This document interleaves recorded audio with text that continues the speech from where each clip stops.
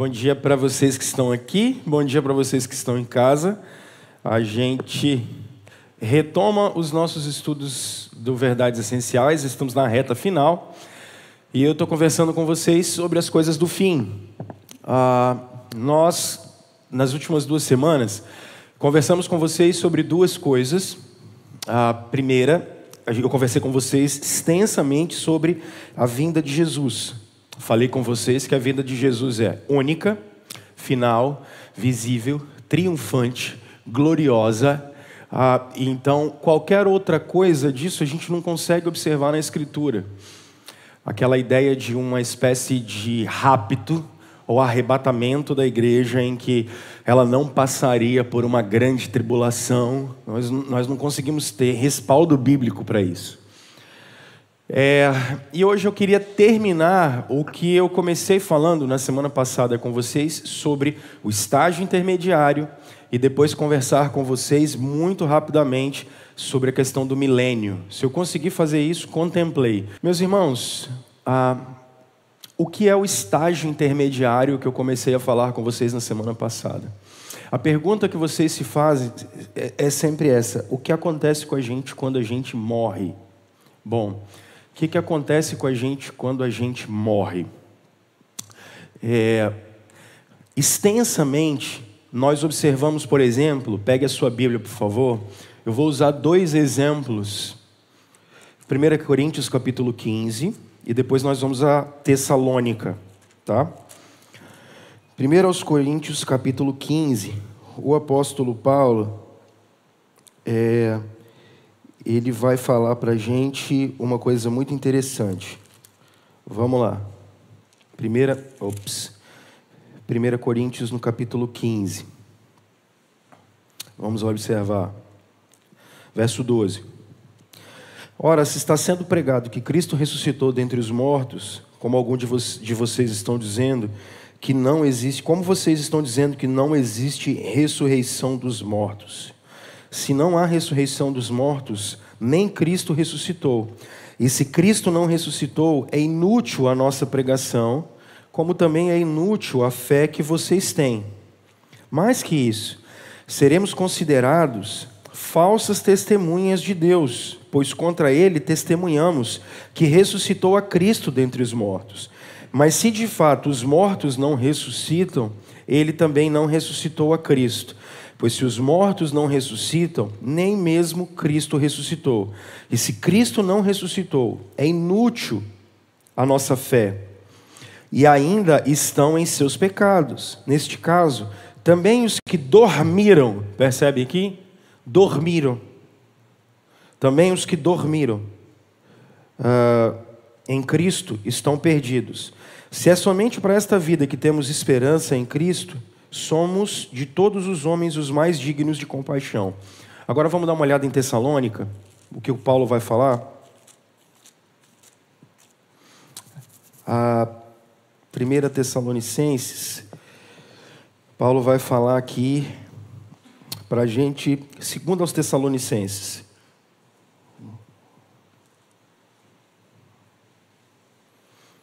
Vamos dar uma olhada. Paulo vai falar disso de uma maneira muito vasta, e especialmente quando nessa carta aqui aos Tessalonicenses ele trabalha muito disso. 1 Tessalonicenses capítulo 4, verso 13. 1 Tessalonicenses capítulo 4, verso 13. Irmãos, não queremos que vocês sejam ignorantes quanto aos que dormem, para que não se entristeçam como os outros que não têm esperança. Então, logo, quando as pessoas utilizam esses textos paulinos, eles vão defender uma doutrina luterana chamada psicopaniquia. O que é essa psicopaniquia? A alma, sono. É uma doutrina especialmente adventista. Ela é uma doutrina bem adventista. Os adventistas defendem muito isso. O sono da alma. Então é a ideia de que depois que você morre, a sua alma adormece. Além dessa, nós teríamos uma outra doutrina, também adventista, que só teve um teólogo sério na história que defendeu isso, que é o aniquilacionismo. Só o John Stott, no final da vida, defendeu isso aqui. O que é esse aniquilacionismo? Eles não acreditam em inferno. Então, eles acreditam em ressurreição dos mortos, mas não acreditam em inferno. Então, as almas, elas serão aniquiladas depois da ressurreição dos mortos. Isso aqui é específico do pensamento adventista.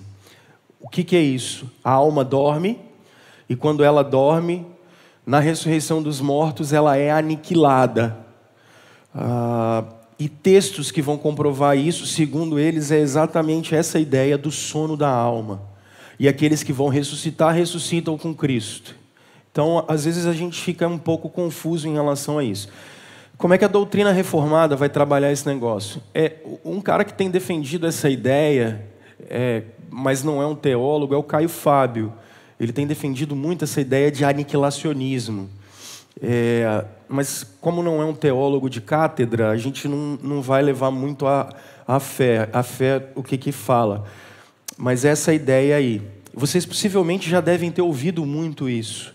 Essa ideia de sono da alma e também de aniquilacionismo. Então, como é que a Bíblia trabalha isso, meus irmãos? Primeiro, por que o apóstolo Paulo vai trabalhar tanto a questão da ressurreição dos mortos? Por que ela é central na definição daquilo que é evangelho? Porque a ressurreição dos mortos é a prova cabal do perdão dos nossos pecados. Caso contrário, sobra pecado na gente. E deixa eu tentar mostrar isso para vocês. No primeiro século, como é que isso era tratado? Bom, a gente tinha uma coisa chamada transmutação da alma. Lembram que eu falei isso com vocês? Transmutação da alma. Os gregos trabalhavam isso. O que é essa transmutação da alma? Eu morri, então a minha alma vai ficar em algum lugar, depois ela reencarna. Ela vem em outra pessoa. E aí eu vou evoluindo. Se você achou que isso era doutrina espírita, isso é grego, isso é muito antigo. No primeiro século, isso era muito comum. Essa ideia de transmutação da alma. Por isso que quando o apóstolo Paulo está na Grécia, lá em Atos capítulo 17, e quando ele começa a falar de ressurreição dos mortos, o pessoal fala assim, lá no Areópago, eles falam assim, olha, sobre essas coisas aí a gente conversa numa outra hora, agora não. Porque você falar de você falar de ressurreição dos mortos para os gregos, isso não funcionava. Mas os gregos também acreditavam, por isso que vocês observam sempre na Bíblia um embate entre os fariseus e os saduceus, porque os saduceus não acreditavam na vida eterna, porque eles acreditavam na aniquilação. Vocês veem muito isso hoje em dia, quando o pessoal fala assim, morreu, acabou. Ela morreu, acabou. O que existe é a existência. Então morreu, acabou. O pessoal sempre fala muito isso. Quem normalmente não quer pensar muito na vida, fala assim, não, morreu, acabou. Isso é antigo. Os gregos tinham essa ideia, ou que você reencarna, ou que você é aniquilado. Isso era muito comum. Então alguém aparecer falando de ressurreição dos mortos não era uma coisa normal. E o que os apóstolos dão a vida dizendo nós vimos alguém ressuscitar dos mortos. Isso é o evangelho de Jesus. Se eu só recapitular, eu vou conversar com vocês daqui a pouco sobre o Pai Nosso, eu vou terminar falando disso.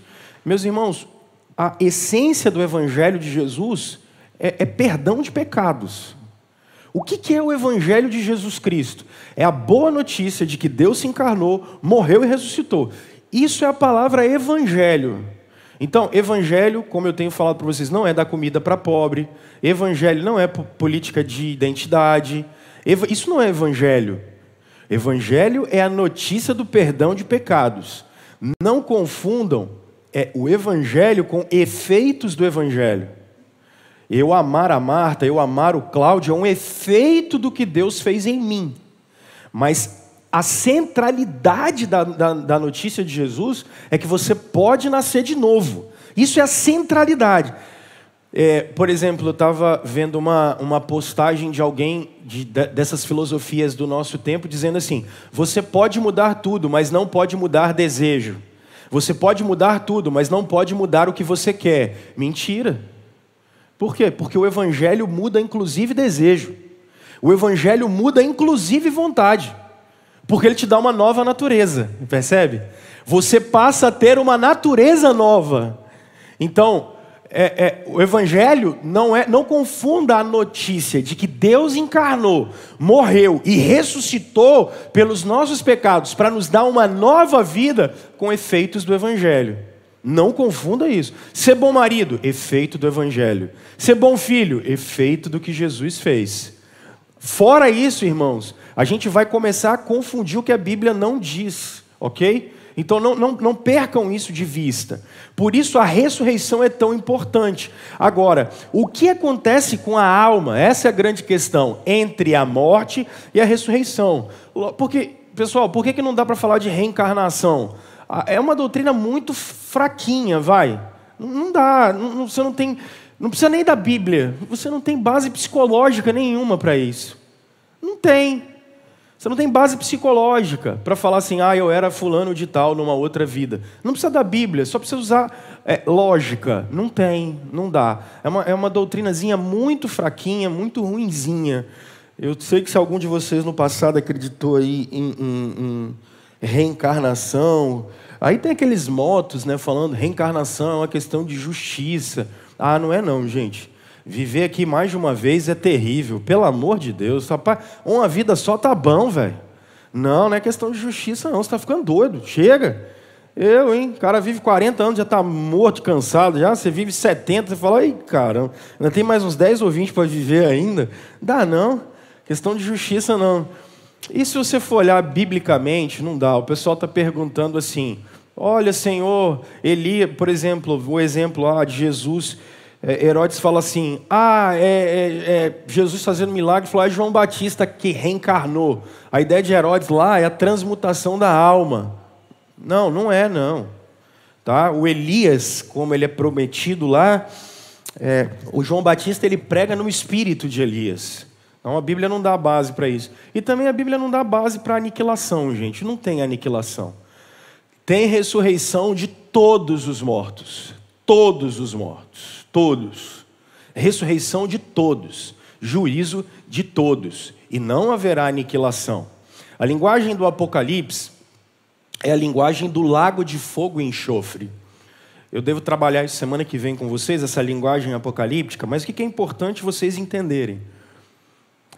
O João ele está usando uma linguagem apocalíptica para demonstrar, quando ele fala de lago de fogo e enxofre, é o seguinte: você está longe de Deus. Você está longe de Deus. Significa que haverá na eternidade sofrimento eterno, ponto. É aí que a gente para. Então, o que haverá depois? Haverá a ressurreição de todos os mortos e o juízo de todos os mortos. Os que passarem pela cruz estarão do lado direito. Os que não passarem pela cruz estarão do lado esquerdo. Eles e as suas boas obras, e queira lá o que eles quiserem fazer. Esse é o juízo bíblico. Então, o que é importante? Como Jesus lidou com a morte? Vamos em João no capítulo 11. Vamos em João capítulo 11. João capítulo 11. Como Jesus lidou com a morte? Vamos olhar isso.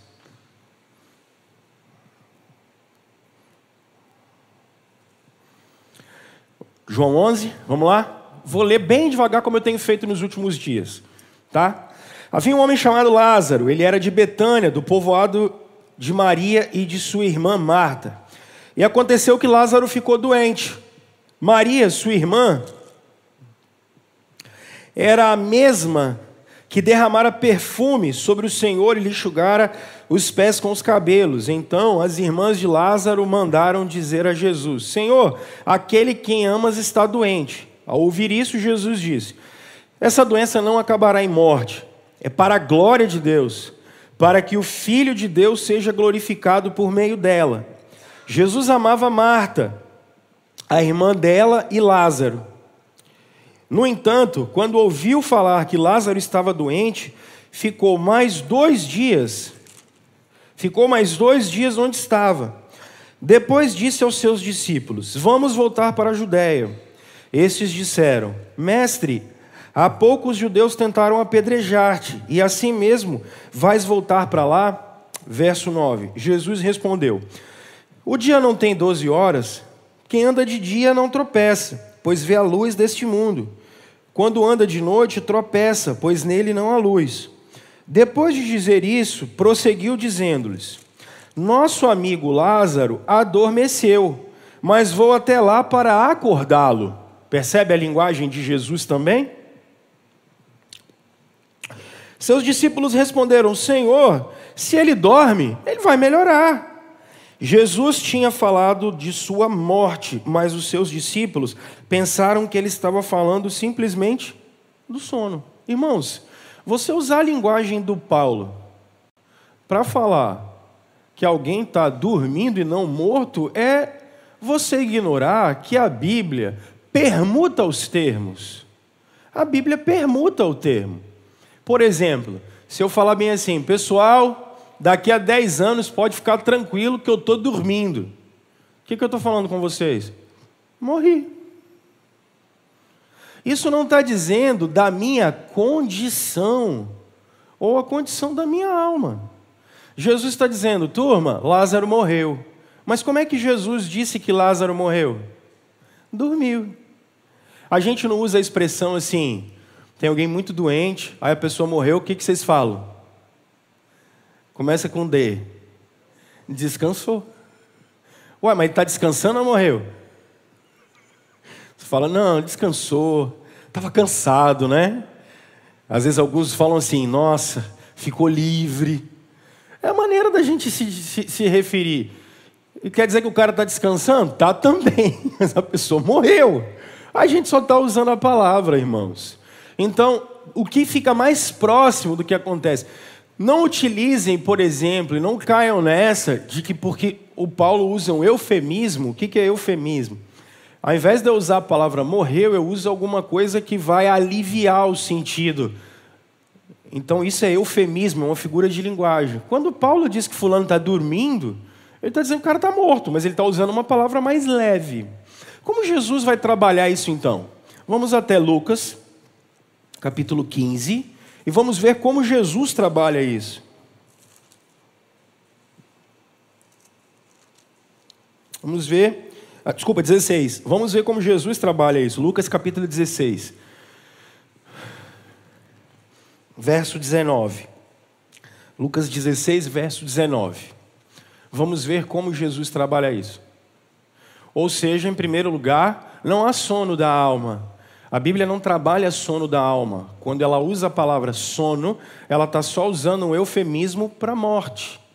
Como é que Jesus trabalha a questão disso que a gente está chamando de estágio intermediário? Vamos ver. Verso 19. Havia um homem rico que se vestia de púrpura e de linho fino e vivia no luxo todos os dias.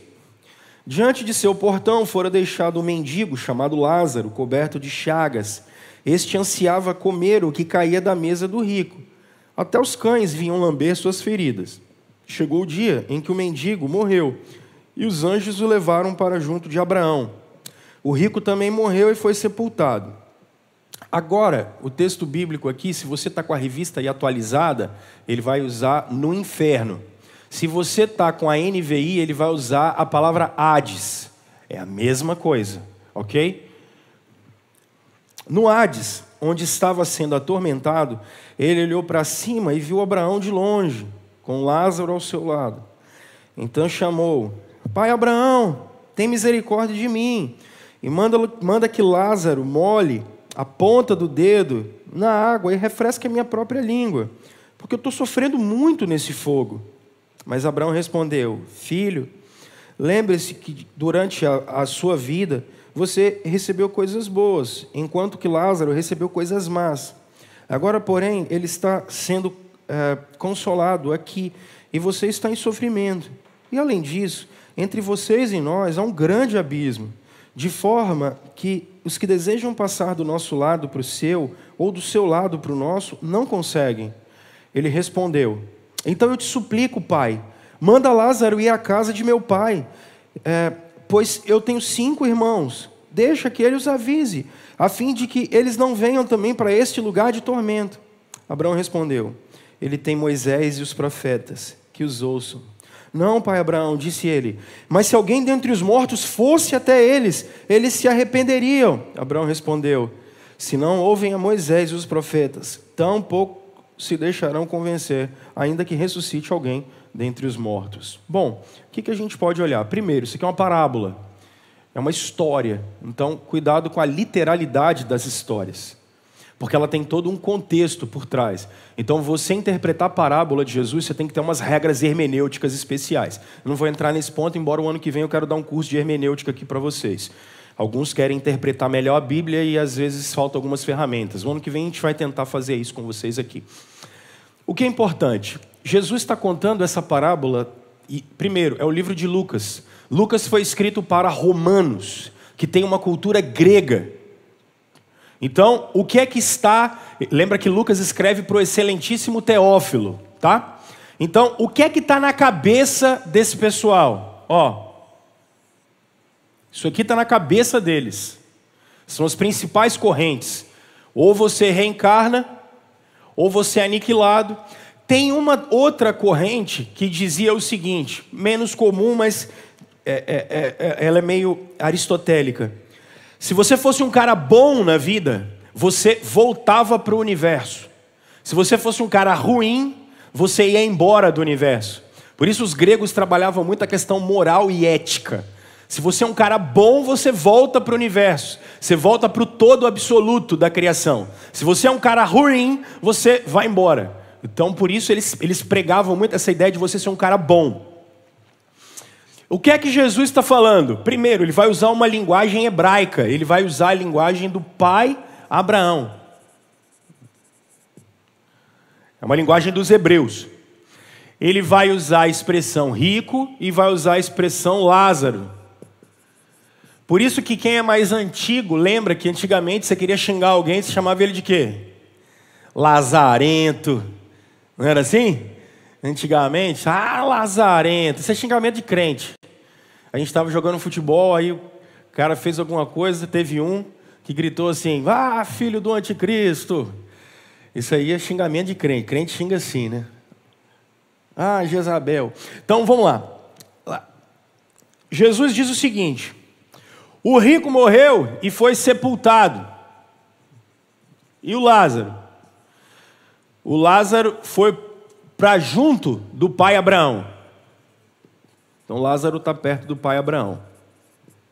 Não há demérito nenhum aqui. Por quê? O que é que Jesus está querendo dizer? O que é que o rico recebeu? O máximo que o rico conseguiu receber foi um sepultamento bacana. E o Lázaro? O Lázaro foi, e o que é o pai Abraão? O Lázaro foi para a presença de Deus. Ok. O que Jesus diz? Jesus diz que quando o rico viu o sofrimento, então esse cara que sofre, quando o rico vê o sofrimento, ele vai falar com o pai Abraão. Aí ele fala assim: pai Abraão, pede o Lázaro para vir molhar a minha boca. Jesus está dizendo o seguinte: você já teve a sua recompensa na vida, cara. Não dá. O Lázaro não pode passar daqui e ir para aí. E nem você daí vir para cá. Então aqui a gente acaba com 2 mitos. O primeiro mito que a gente acaba é o da reencarnação. Porque o rico fala assim: então pede alguém para ir lá avisar. Jesus diz: cara, não dá para de lá vir para cá. Segundo, não adianta orar para morto converter. Eu sei que isso é menos comum, só para alguns que a gente está vendo. A nossa sociedade, ela é chamada de sociedade líquida, né? Não é um termo muito bom, mas ok. As pessoas estão tão sem norte, que a gente está vendo tem muita gente correndo para o catolicismo romano. Estou vendo isso, especialmente por questões políticas. Tem muita gente correndo para o catolicismo romano. E no catolicismo romano estrito, você vai observar isso, essa oração pelos mortos, especialmente por causa do livro de Judite, que é um livro apócrifo, você vai observar isso. Não adianta orar por quem morreu, gente. Não funciona, não dá. Nós não temos essa autorização bíblica. Jesus está dizendo isso, não adianta orar por quem já morreu. Quem já morreu não vem de lá para cá e não vem daqui para lá, ok? Então, esses dois mitos precisam sair. Mas tem uma coisa que é muito interessante aqui. A consciência da alma. Isso aqui é muito interessante. Depois da morte, nós estamos completamente conscientes. A nossa consciência está na nossa alma. Não se esqueçam disso. Sua consciência não está no seu cérebro. A sua consciência está na sua alma. No primeiro livro das Institutas, Calvino trabalha isso de uma maneira enorme, grande. Calvino fica umas 50 páginas só para trabalhar a consciência da alma. A nossa consciência está na alma. Seu sistema neurológico, ele é simplesmente a ponte de contato entre teu corpo e tua alma. Não se esqueça disso. Isso é uma boa antropologia bíblica. Ela vai trabalhar isso. Eu sei que vocês não vão ouvir isso fora da igreja nunca, porque para nós o que existe é só matéria. Então você vai trabalhar ciências neurológicas e tal, beleza. Mas a nossa consciência está na alma. A alma é fonte de vontade, a alma é fonte de desejo, a alma é a fonte dos nossos pensamentos, a alma é a fonte das nossas omissões, ela está consciente. Depois da morte, nós nos lembraremos da vida, irmãos. Você se lembrará disso, fica tranquilo. A grande questão que vocês costumam, usam textos de Isaías, a grande confusão que a gente faz é porque a gente fala assim, mas nós vamos lembrar das coisas ruins? Claro, irmãos. Vocês acham que vocês vão esquecer da obra de Jesus na cruz por vocês? Não vão esquecer. Você acha que nós vamos glorificar o Senhor Jesus na eternidade em Apocalipse 4 e 5? Por quê? Porque a gente vai dizer para ele, digno é o Cordeiro que foi morto e ressuscitou. Nós vamos dizer isso para Cristo, porque você vai se lembrar de onde Jesus te tirou. Aí você vai falar assim, mas rapaz, e como é que eu vou viver sem ter uma galera aqui do meu lado? Meus irmãos, quem tem que estar no céu é Deus. O resto ninguém tinha que estar lá. Só o Senhor tinha que estar na glória. Quem tiver é por graça. Mas eu não vou sofrer? Não, irmãos, já não haverá mais dor. Não tem sofrimento. Não tem isso. A gente acha que porque nós tivermos lembranças, a gente vai achar alguma coisa ruim. Você vai ser glorificado. Até a nossa visão do sofrimento vai mudar. As almas que estão diante da presença de Deus hoje, vamos dar uma olhada nelas. Está claro isso? Olha só. Então não adianta orar para morto. Não tem sono da alma. Não tem aniquilação da alma. O que existe é uma consciência da alma. Se vocês olharem a Confissão de Fé de Westminster, ela é muito boa, porque ela vai dizer o seguinte, morreu, está no inferno. Morreu, está no inferno. Ou morreu, está no céu. E o que é o céu? O que é o céu? O céu, anota isso, pelo amor de Deus. O céu é o estágio intermediário. O céu é o estágio intermediário. Essa ideia de céu, de um lugar de almas, é um estágio intermediário. Vocês não vão viver no céu a eternidade toda. Não vão. É aqui que é assustador, que eu sei que vai mudar um pouco. Eu já escrevi esse livro há tantos anos, mas até hoje vocês não leram o capítulo 12, seus pecadores. Por isso que vocês ficam assustados. Já era para ter lido o livro todo. Vocês não vão morar no céu. Eu sei que o irmão Lázaro cantava aquela música, né? Ainda bem que eu vou morar no céu. E vai, provisoriamente. Se entristeçam como os outros que não têm esperança. Se cremos que Jesus morreu e ressurgiu, cremos também que Deus trará mediante Jesus e com ele aqueles que nele dormiram. Dizemos a vocês, pela palavra do Senhor, que nós, os que estivermos vivos, os que ficarmos até a vinda do Senhor, certamente não precederemos os que dormem. Quem ressuscita primeiro? Os mortos. Os mortos. Verso 16. Pois dada a ordem, com a voz do arcanjo e o ressoar da trombeta de Deus, o próprio Senhor descerá dos céus, e os mortos em Cristo ressuscitarão primeiro. Depois nós, os que estivermos vivos, seremos arrebatados com eles nas nuvens, para o encontro com o Senhor, aonde, meus irmãos? Nos ares. Jesus não pisa nessa terra mais. Repito, Jesus não pisa nesta terra mais. Ok? Fechado? O encontro com o Senhor é nos ares. Jesus vai dizer no Evangelho de Mateus que os anjos recolherão os seus eleitos. Jesus não pisa nessa terra, ok? Vamos lá. E assim estaremos com o Senhor para sempre.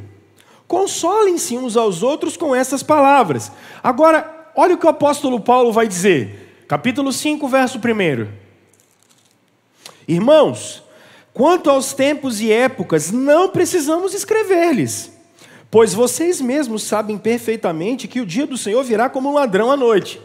Tanto que o Paulo achava que Jesus iria voltar e ele ainda estaria vivo. Vê como ele fala, a linguagem dele. Paulo não sabe quando Jesus volta. Vamos lá. Verso 3. Quando disserem paz e segurança, a destruição virá sobre eles de repente, como as dores de parto à mulher grávida, e de modo nenhum escaparão. Mas vocês, irmãos, não estão nas trevas, para que esse dia os surpreenda como ladrão. Vocês todos são filhos da luz, filhos do dia, não somos da noite, nem das trevas. Portanto, não durmamos como os demais, mas estejamos atentos e sejamos sóbrios. Pois os que dormem, dormem de noite. E os que se embriagam, embriagam-se de noite. Nós, porém, que somos do dia, sejamos sóbrios, vestindo a couraça da fé e do amor, e o capacete... Cadê? Virou. Aqui. E o capacete da esperança da salvação, verso 9. Porque Deus não nos destinou para a ira, mas para recebermos a salvação por meio de nosso Senhor Jesus Cristo. Ele morreu por nós para que, quer estejamos acordados, quer dormimos, vivamos unidos por Ele. Por isso, exortem-se e edifiquem-se uns aos outros, como de fato vocês estão fazendo. Irmãos, o que esse texto está trabalhando para nós? Jesus Cristo não pisa mais nesta terra. Ressurreição dos mortos, aonde encontraremos com o Senhor? Nos ares. E o que acontece, Rômulo, com esta terra? E o que vai acontecer com esta terra? Então, vamos dar uma olhada a 2 de Pedro. 2 de Pedro, no capítulo 3, vamos observar o verso 10. O que acontece nessa terra? Preciso partir para o final. O que acontece com esta terra? Nossos irmãos estão nesse exato momento no céu, no estágio intermediário, aguardando a vinda de nosso Senhor Jesus Cristo. Eles ressuscitarão dos mortos, eles precisam ter um corpo transformado, mudado. Quando o arcanjo tocar a última trombeta, Jesus vem, ok? Os mortos ressuscitam. Nós, se estivermos vivos, encontraremos Jesus Cristo nos ares. E o que acontece com essa terra? Capítulo 3, verso 10. O dia do Senhor, porém, virá como um ladrão. Percebem a mesma linguagem de Paulo e Pedro? A doutrina apostólica, ela é muito bonita. A coerência da Escritura é muito bonita. A mesma linguagem de Pedro é a mesma linguagem do Paulo. É o mesmo colégio apostólico. Então vamos lá. Os céus. Aqui eu posso olhar sendo literal, porque isso aqui é uma epístola. Ele está dissertando doutrina. Então olha só. os céus desaparecerão como um grande estrondo. Os elementos serão desfeitos pelo calor, e a terra e tudo que nela há será o quê? Quem está com a NVI, está escrito desnudado. Agora, quem está com a revista atualizada, está escrito queimado. Ok? Verso 11. Visto que tudo será assim desfeito, que tipo de pessoas é necessário que vocês sejam? Vivam de maneira santa e piedosa, esperando o dia do Senhor e apressando a sua vinda. Naqueles dias os céus serão desfeitos pelo fogo e os elementos se derreterão pelo calor. Todavia, de acordo com a sua promessa, esperamos o quê, meus irmãos? Novo céu e nova terra, onde habita o quê? Justiça. Então, vamos ao novo céu e à nova terra. Vamos a Apocalipse 21. Apocalipse 21. E aí eu vou arrematar aqui e termino agora, tá? Vamos a Apocalipse 21. Capítulo 21, verso 1. Então vi novo céu e nova terra. Pois o primeiro céu e a primeira terra tinham passado e o mar já não existia. Irmãos, a palavra utilizada para novo aqui é a palavra refeito.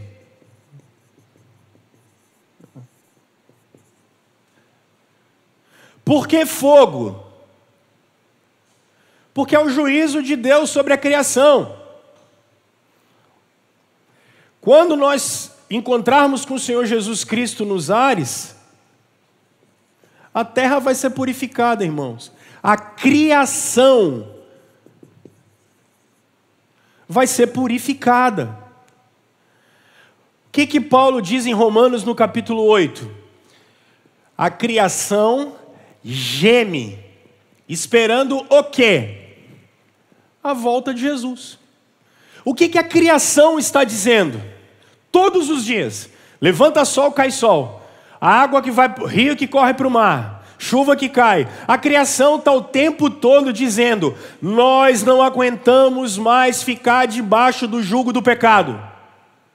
O mar está dizendo isso para Jesus todos os dias. Por isso que os céus vão proclamar a glória de Deus. Porque a criação, cada passarinho que canta está dizendo assim: a gente não aguenta mais ficar debaixo do jugo do pecado.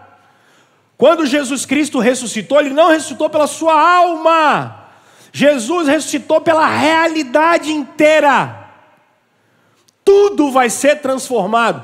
Tudo. Tudo. E aonde você vai morar a eternidade inteira? Fica com medo não. Aqui. Aqui. Aqui que Deus preparou para colocar o trono dele. Era aqui que Ele preparou para morar com o seu povo. Só que Adão se rebelou. Só que isso vai acabar. Percebe? Olha só. Olha o capítulo 21. Pelo amor de Deus, percebam isso, meus irmãos. Verso 9. Não, verso... Vamos continuar aqui. Verso 4. Ele enxugará dos seus olhos toda a lágrima. Não haverá mais morte, nem tristeza, nem choro, nem dor. Pois a antiga ordem já passou. Essa ordem pecaminosa vai passar.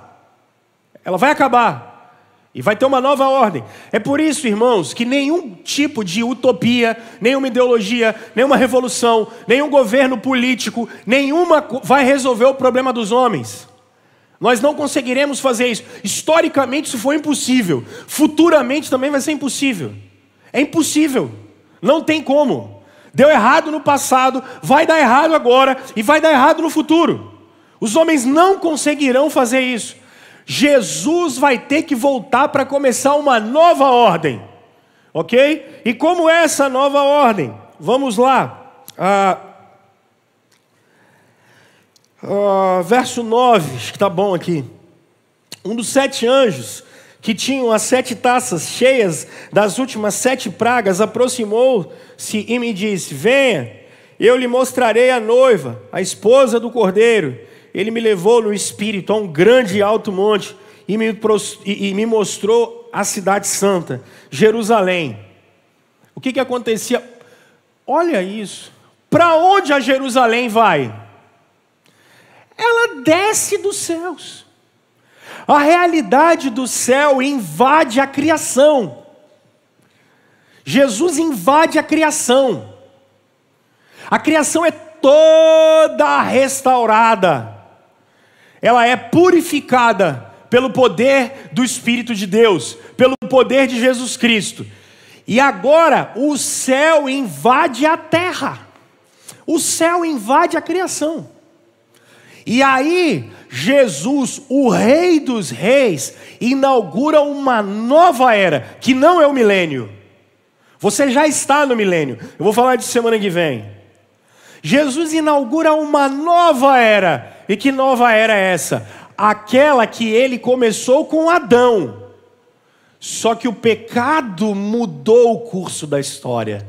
Então Deus entra na história para resgatar o curso dela. Ele glorifica a história porque ele encarna. Aí agora ele volta. Ele volta, ele ajustou o curso da história. E agora a criação não tem mais efeito do pecado. Isso é incrível. Por isso que o número da besta é 666. Porque ele tenta ser perfeito como o Cordeiro. O número 7 nunca consegue. Irmãos, olha quanta ideologia tentando inaugurar uma nova era aqui. Não dá. Não consegue. Não vai. É número de homem. Porque não vai. E é por isso que essa marca da besta, ela está na mão e na cabeça. Não é vacina contra o Covid nem microchip, não. Pelo amor de Deus. Pode tomar vacina à vontade. É porque é o que você faz, é o que você pensa. Existe um sistema caído. E Jesus Cristo vai voltar para restaurar esse sistema caído. Por isso que eu brinco com vocês, falando assim, como é que vai ser o bolinho de chuva da Irlete na eternidade? Sem pecado. Como é que vai ser o café do sobrinho do Eugênio lá na eternidade? Esqueci o nome dele, Eugênio. O sobrinho seu do café lá em cima. Como é que era o nome dele? Sérgio. Como é que vai ser o café do Sérgio na eternidade? Como é que vai ser a torta da Irlete na eternidade? Percebe? Porque a realidade vai ser mudada. Isso que vocês estão vendo vai ser mudado. Vai ser transformado. Você não vai virar anjo e tocar harpinha. Esquece isso. Esquece esse negócio. Então, nossos irmãos, nesse exato momento, eles estão no estágio intermediário. E que estágio intermediário é esse? O céu. Eles estão aguardando a ressurreição dos mortos. Eles vão voltar para onde? Para cá. Porque essa criação não vai ser aniquilada. Ela vai ser purificada. Purificada. E aí, se nós estivermos vivos, seremos revestidos de um outro corpo, que não é esse. Lembra que eu falei com vocês na semana passada da continuidade e descontinuidade? O corpo de Jesus, por exemplo, come tilápia. Só que ele atravessa a parede. Doideira, né? Os caras estão fechados numa porta e Jesus aparece lá. Rapaz. Tem gente boa que escreve sobre isso, não é minha área de pesquisa. Continuidade e descontinuidade, mas tem gente muito boa que escreve sobre isso. O que eu quero que vocês entendam aqui? Fecho, porque a gente tem uma reuniãozinha agora até o culto 10h30. 3 minutos para as 10. Hoje eu estou na risca, hein, Jade? Falei com o Jade para me controlar lá. Irmãos, morreu, acabou? Não. Morreu, dormiu? Não. Morreu, está consciente. Ou na presença de Deus ou longe dele. Show? Então, meu avô morreu em Cristo. Fica sossegado, ele está com o Senhor. Por que a gente faz velório e canta para chuchu aqui? O que a gente fala? Está com o Senhor. E está mesmo. E morreu sem Cristo. Cara, não está com o Senhor. Eu não posso falar outra coisa para vocês, não. Se alguém disser que está todo mundo salvo, não pode falar isso. Não tem autorização bíblica. Então não tem aniquilação. E o que está esperando? A ressurreição dos mortos. E nesse meio tempo, aonde eles estão? Eles estão no céu. No céu. Céu é a ideia de onde o trono de Deus está. Eles estão na presença de Deus. E os que não estão no inferno. Leiam, por favor, a Confissão de Fé de Westminster. Ela é muito boa para falar isso. Eles estão no inferno. Ok, beleza. E quando rolar a ressurreição dos mortos? Primeiro, lembra da vinda de Jesus, única, final, física, gloriosa, triunfante. Ok? E visível. Visível eu não falo muito, mas lembre-se que, por exemplo, os adventistas falam do juízo suspenso de Deus. As testemunhas de Jeová falam do juízo suspenso de Deus. Para as testemunhas de Jeová, por exemplo, Jesus já voltou em 1920, por ali afora. Ele está aí no meio termo, no meio do caminho. Então, Cristo voltou, nos encontramos com Ele. E a criação? Restaurada, purificada. A criação é purificada. E o que Cristo faz? A realidade do céu invade a terra. Aquilo que era para Adão ter feito e não fez, Cristo vai fazer. Por isso, irmãos, a obra de Cristo tem uma validade eterna. Percebem como a cruz é o centro de tudo que podia acontecer nessa terra. Porque nós viveremos com o Senhor para sempre. Nessa realidade nova, sem queda, sem pecado. Novo céu e nova terra. Pensa que no princípio, Gênesis 1, no princípio Deus criou o céu e a terra. Aí agora eu estou vendo um novo céu e uma nova terra. Porque o primeiro era Adão, agora é o segundo Adão. É isso que a Bíblia faz um esforço danado para mostrar para vocês. Quando eu der um curso de hermenêutica, eu vou gastar um tempão dizendo assim, não dá para entender a Bíblia sem a história da salvação. Eu vi um novo céu e uma nova terra. Por quê? Porque é o Adão novo, o segundo, o Cristo, Filho de Deus. É Ele que está trazendo um novo céu e uma nova terra.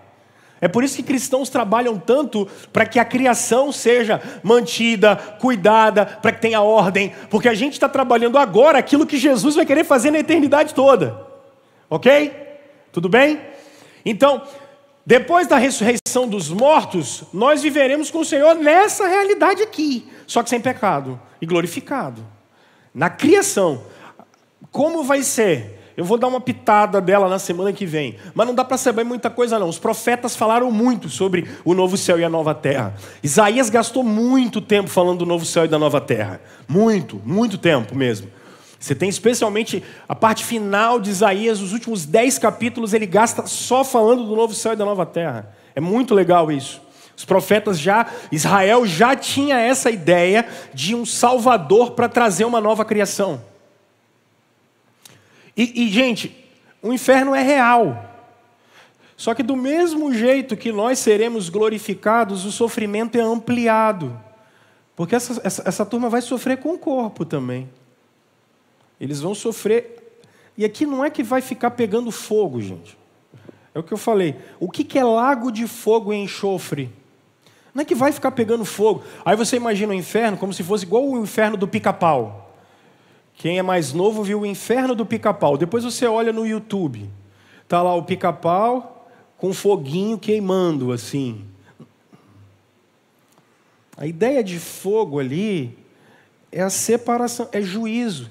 Essa turma está fora da presença de Deus. Fora.